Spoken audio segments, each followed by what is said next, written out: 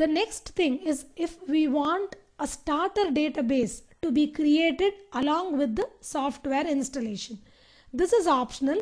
We could just install the software and create the database later manually, or we could ask the installer itself to create the starter database for us.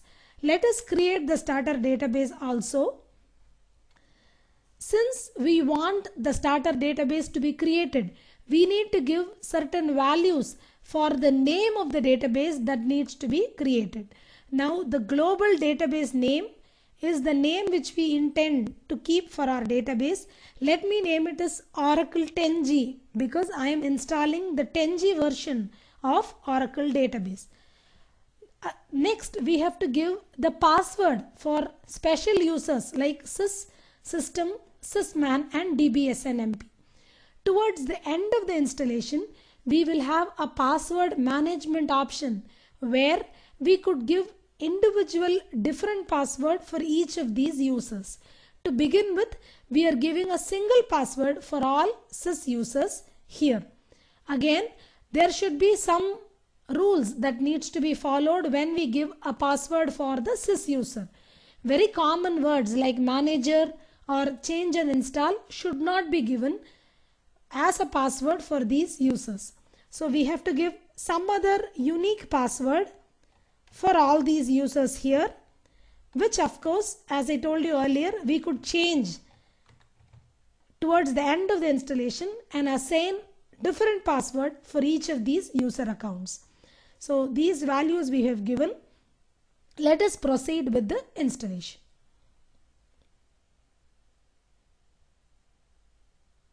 Okay, now since this is the first time we are installing Oracle database on this computer, we have to give the directory which will hold the inventory of Oracle. Earlier in our pre-installation class, we have created a base directory of Oracle called Mount APP Oracle. All directories related to Oracle would be subdirectories of this Oracle base directory. That is the recommended one. So we could create a subdirectory called Ora inventory under the Oracle base directory, or we could change by browsing and we could give any specific directory in our operating system. But as I said earlier, it is better to follow the recommended path suggested by Oracle. So we would have this Ora inventory directory as the subdirectory of the Oracle base that we created. Same way, we have to give the operating system group which will own this inventory.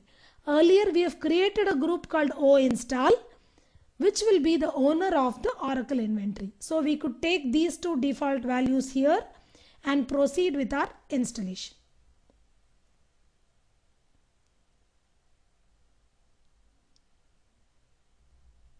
Okay, now before the actual installation begins, there would be some product specific checks that are performed by the Oracle installer itself. Here, if we get any errors, we should not proceed with the installation.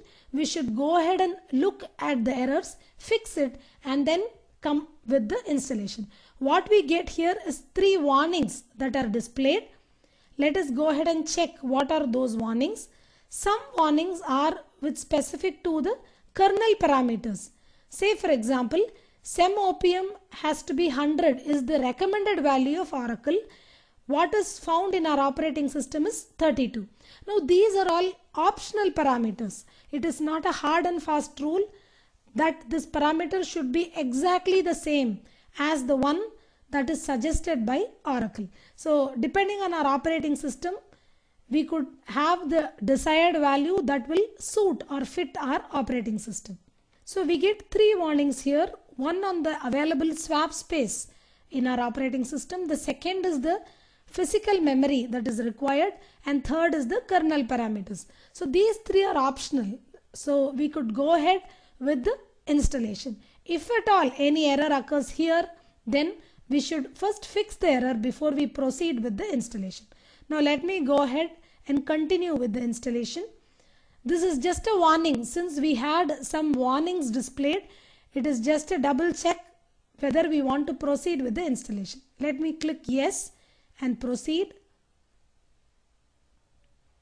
Now this is the summary of the various database settings that will be installed. The new installation that is going to take place, a big list of all the new products is listed here.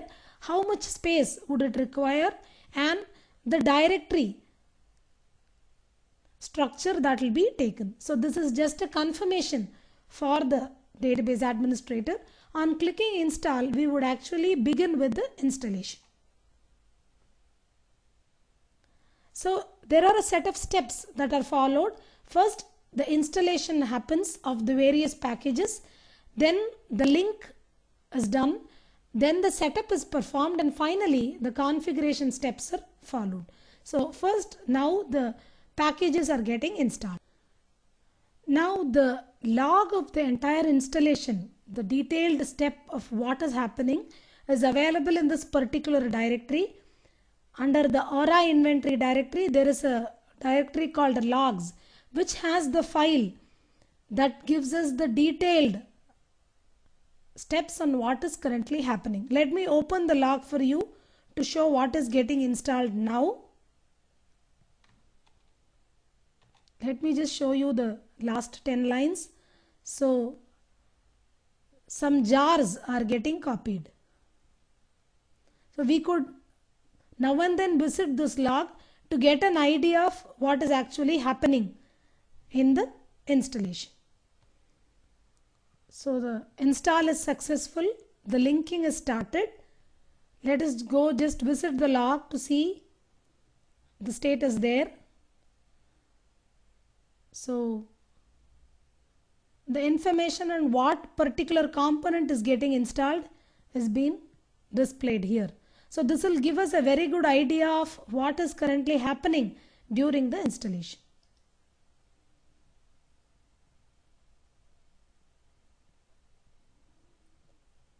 So the linking is happening now, which will be followed by the setup. If at all any error happens during the course of the installation, this log would be the first place the administrator should look at to get the detailed message on what failed and the cause of the failure. So during the course of the installation, we could just monitor and look at the log file to get an exhaustive idea. Now the link part is over. The various setup is happening, which will be followed by the configuration. The setup is also successful. Now as part of the configuration, two configuration assistants would be invoked, the net configuration assistant and the database configuration assistant. So the net configuration assistant is started, which is succeeded. There is a separate log that is available for this database configuration assistant. This database configuration assistant is the one which will create the starter database for us, which we wanted during the initial installation, the option that we specified. So it will create a starter database with the default values. So the files would be copied first, and then the Oracle instance would be created and started. The various background process will be started as part of the Oracle instance, and then the creation would be completed. So the log files for this database creation alone is available from the directory that is specified here. Let me open the log file for you and show to you what is happening now. Now the directory for the database configuration assistant has a number of logs. There is a log for clone database creation, and also for all the operations that were performed as part of the installation. We could open any log at any time to view the contents of the log. Let us view the contents of the clone database log that is here.